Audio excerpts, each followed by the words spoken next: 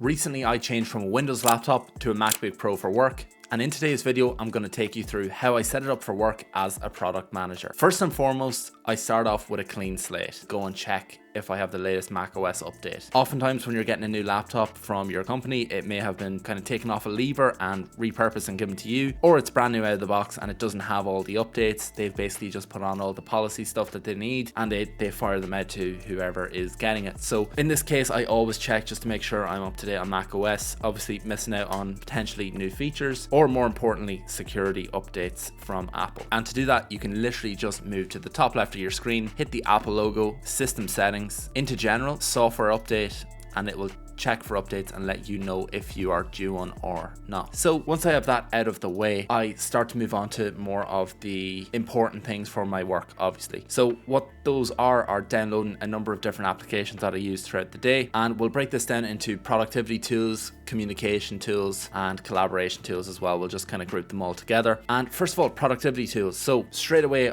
if it's not downloaded and installed already, I'll download Outlook. It's what we use for all our emails and kind of projects back and forth. It's the main form of kind of communication. Next up, obviously Zoom. Zoom is a huge one. If you haven't heard about Zoom by now, I don't know what rock you've been living under. We do all of our meetings on Zoom and it works really well with Outlook. It's integrated really well. And then finally, we use Slack. So really, I think it's the trident of the best apps that you can use. Obviously, there are better email clients out there. However, Slack and Zoom are definitely some of my favorite, particularly Slack though.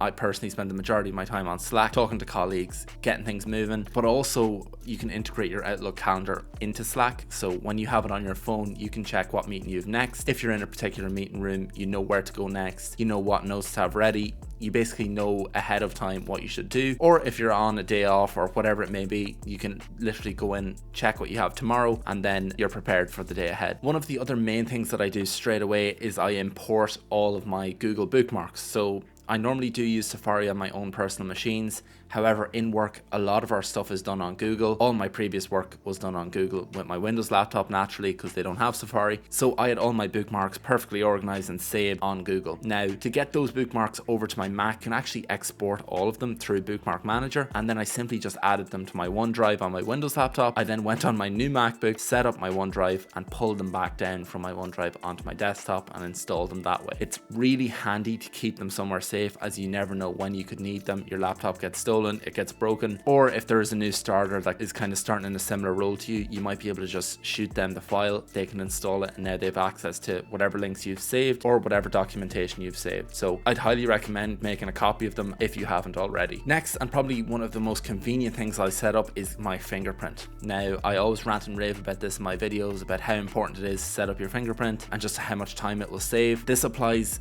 way more in a work environment. So I can literally unlock my laptop by just placing my finger on it. It can be completely dead. It looks completely, off, and it'll open everything up straight away the way it was. Or if I'm signing into an application, and obviously with big tech companies, there's multiple layers of security. You might have to type in loads of different passwords and stuff. I can just basically spam my fingerprint and it autofills everything for me. And again, you can export all your passwords from Chrome if you have on your old laptop and bring them across onto your new laptop. So highly recommend that as well. Next, moving into some of the kind of productivity tools, I download the likes of Figma for design. And we do a lot of kind of product development from the scratch, reviewing each other's designs, stuff like that. Or if I have to provide feedback on designs, I'll often use Figma to quickly mock up a reply design of what way I'm thinking of, because sometimes you describe something and it's not as easy to get across as just a visual representation. So Figma comes in extremely handy. Obviously, the entire Microsoft suite I have installed. So we use a lot of PowerPoint for presentations and deck, Excel obviously for breaking down a load of data to inform our kind of product decisions. And these are all just super handy tools to have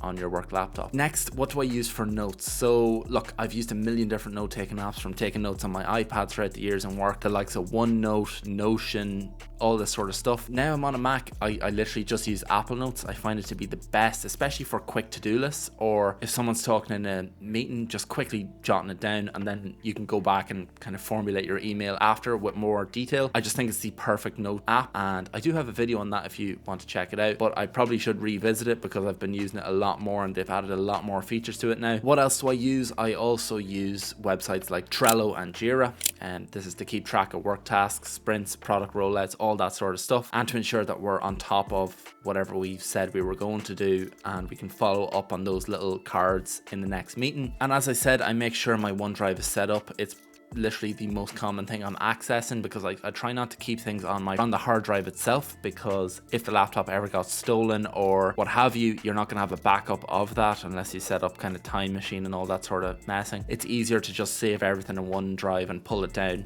I'm never in a place where I don't have decent network, so it makes complete sense to do that. And if I ever do need something offline, you can literally just pull down an offline version and work away on it there. What I do after that is I will start to mess with the taskbar down the bottom. Sometimes I like to keep it on, sometimes I like to hide when not in use. It just depends on the work that I'm doing or what I'm trying to focus on. I'll also make sure I have some sort of minimalist wallpaper. I use one of my own just because I find Apple's one are a little too busy sometimes. And by the way, if you'd like one of them, it's in the description below. But apart from that, I keep it relatively plain. I like to have a key distinguished between my work laptop and my personal one, just so I know when I'm clocked off work and I pick up my MacBook Air, I know it's a different kind of work. It's nothing to do with my main job. So yeah, that's kind of how I do it. And I just make sure everything is kind of at my fingertips. My dock is loaded full of my apps that I use on a day-to-day, rather than if you've looked at my M3 MacBook setup video, I keep everything way more minimal. I don't have anything in the dock unless it's super important, and everything's kind of more tidied away and hidden. It's not really like that in work. You want everything at your fingertips as easy as possible, so I make sure it is. And in a quick video like that, that's how I set up my MacBook Pro as a product manager.